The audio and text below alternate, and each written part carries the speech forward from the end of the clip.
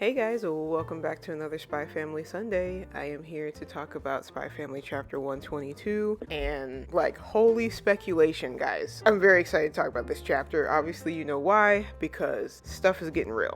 So before I get started, if you're new here, please consider commenting, and subscribing. And without further ado, let's go ahead and get into it. So this chapter starts off with Yor, and she's leaving on some kind of dinner. She has plans with her coworkers. They want to apologize to her about the whole affair fiasco, which is cool. Like I said in the beginning, I really like how the relationship between Yor and her coworkers has changed so drastically. They legitimately care about her now, and I think that's really cool. And Lloyd's thinking to himself oh man, I'm really liking how Yor is helping me with these journals about Melinda, and so he's happy about the intel he's getting. Anya's thinking to herself, oh my god, I gotta step my game up, otherwise mama's gonna beat me when it comes to the friendship scheme. And so Lloyd starts thinking about their neighbors, the elderly couple. Anya's wait a minute, the grandparents, they're part of an evil organization? What is going on? And so the wheels start spinning for her.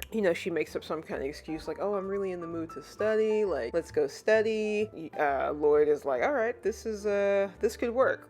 Here's my pretext. And so they end up going to the grandparents' apartment, and just a friendly visit. It's unexpected, but Barbara and Sigman are happy to have them. And so they're having tea and just small talk. Barbara brings out an old photo book, and she's showing photos of her and her husband, pre-war and all this kind of stuff. We get a small panel of him in his younger days. It's very hard to see. So Lloyd is chatting up with Barbara, and Anya is sitting with Sigmund. And Anya is she's really brazen now, especially with her mind reading power. She's basically look, I want to know about evil organizations. And Sigmund is okay. And Lloyd's kind of Anya, what are you asking about? Barbara doesn't mind, Sigmund doesn't mind, and Lloyd is sort of oh, has Sigmund always been like this? And Barbara says he was definitely, he wasn't a politician. He never actually went to war, but he was part of medicine and the research department, which obviously sends alarm bells off for Lloyd. He wants to know more about that and what his potential ties could be to Desmond and Melinda. Lloyd is asking, has he always been a teacher in those days, or was he already a teacher in those days? And Barbara's yes, he was at the university office where I work. And so they're looking through old photographs, and Sigmund is getting back to Anya's point, and he's well, first of all, let's define evil organizations. And Anya's getting a little impatient, and she just straight up asks him have you ever done anything bad as part of evil organization? Sigmund looks very surprised by this, but not in a way where he's suspicious, just sort of genuine shock. He's oh, and Lloyd is Anya, why are you asking weird questions? Sigmund doesn't mind, and he's forgive my misunderstanding.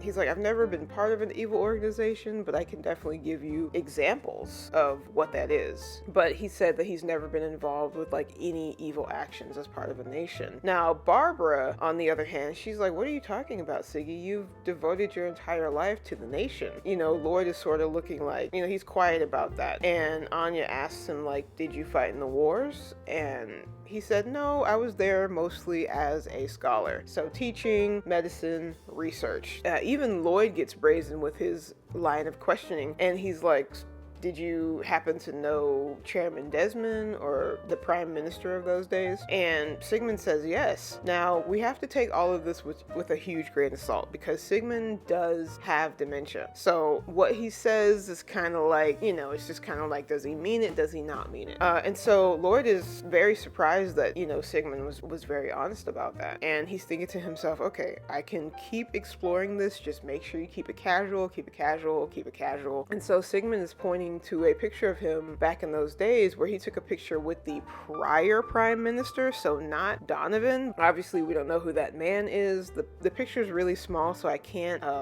describe it to you. But Sigman, obviously, he sort of looks like Einstein. So he was a short man, and he's still a short man, even as an old man. Lloyd goes on to say, oh, like, were you aware that, Anya is in a class with Desmond's son, Donovan? Sigmund goes on to say, oh, I remember, Melinda, she was such a wonderful woman, and then he goes on to say, and her husband, Jonathan, the prime minister, and, he's jumbling the names, and Barbara's like, no, not Jonathan, dear, Donovan. And so he's like, oh, okay, Prime Minister Edmund Desmond? What did he look like again? And so I was a little confused by this because I think Sigmund is talking about, like the prime minister that he worked with when he was a young man, not Donovan. So now we're like, given these little chips of clues on other people. Like, Sigmund is like, I don't really remember him. I think I met him once.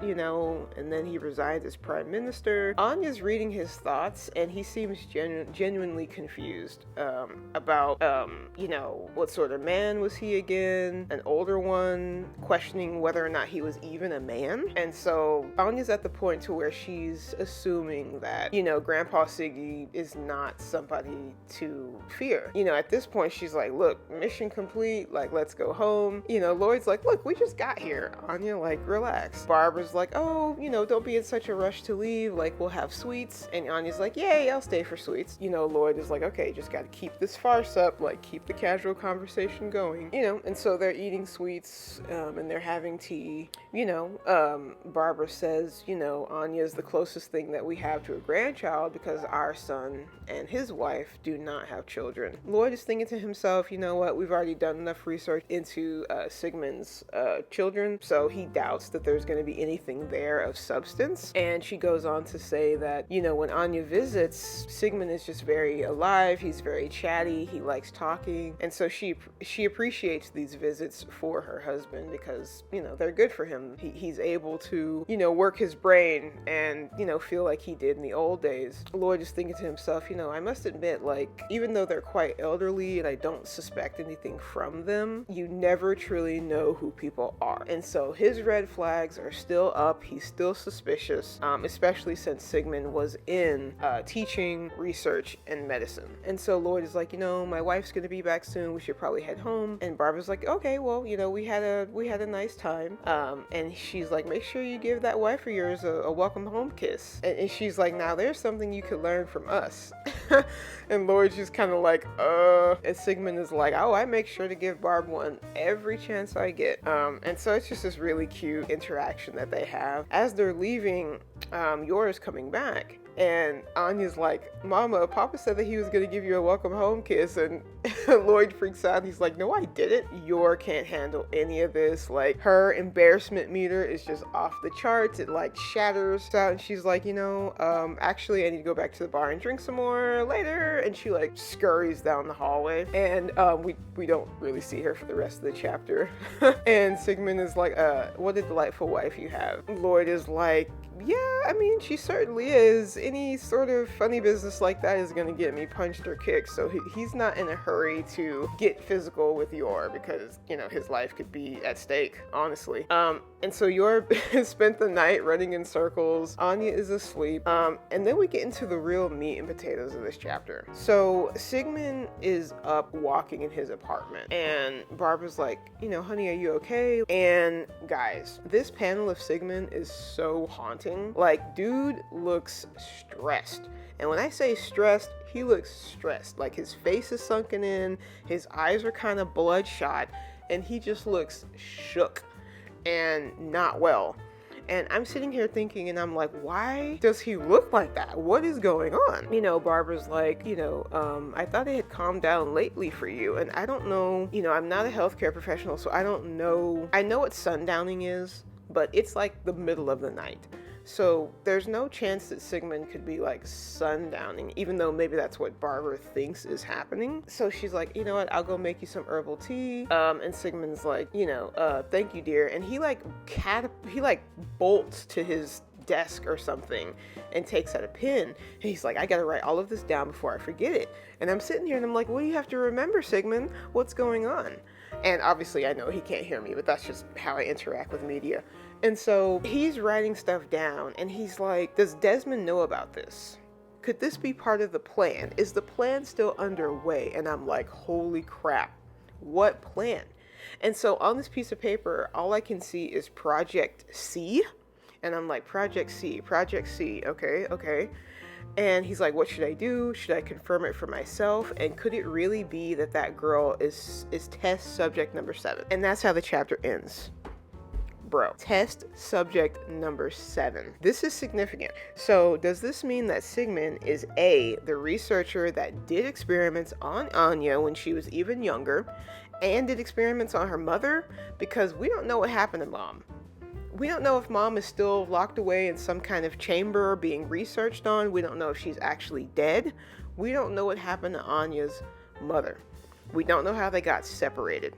And the fact that he's referring to her as subject number 7 means that there could be a slew of people out there like this, as in 1 through 6, maybe 1 through 10, a nice even number. And he's like, does Desmond know about this? So he can only be referring to Donovan. And the fact that he's like, does he still know about this? My speculation is wild. My speculation is going through the roof. So many possibilities with the end of this chapter. Was Sigman the doctor, the researcher that did experiments on Anya? Does this mean that Donovan has the same powers as Anya? Like, I'm confused. And not to mention, how the hell did Sigman come to this conclusion? Because the last panel of the chapter, you see Anya and she's sleeping. You know those little hair accessories she has? A lot of people have speculated that they're like antennas or something crazy. And like, I'm not out of the realm of possibilities in thinking that might be true. Because what other clue does Sigmund have to go off of? Maybe he recognized her hair accessories. Is that something that all the people get in these research labs? Because her mother's hair was styled almost the same way, and I forgot what the panel looked like, but I don't know if she also had those hair accessories. So, like, oh my god, this is so great, and I hope this is leading into an Anya backstory. Like, it's been time for us to have this information, and I feel like this is the perfect launching point. If we go straight into an Anya backstory, like, I'm going to freak out, especially if we see her in the research lab and we see Sigmund as a young man. So yeah, like, this stuff is getting real. I'm glad we're finally getting this information, and I just find it very fascinating. Like, the one line in this chapter that really got to me is like, is the plan still going? And does Desmond know about it? So clearly he knows who Desmond is. He's in communication with him. He's aware of his mental state, and he's like, I need to write this down before I forget it. So yeah, as far as predictions for next chapter, I mean, anything could happen at this point. We could go straight into an Anya backstory. We could go straight into a Sigmund backstory, which would lead into an Anya backstory. I feel like the next arc is about to get really dark, to be honest, because nothing good happened to Anya when she was in these research facilities. So I don't know. I think stuff's getting real. I'm very excited. This was a great chapter. I know I've been ranting for a little while now, but leave your comments. Let me know what you thought, because this was very exciting. And until next time, remember to be awesome and stay true.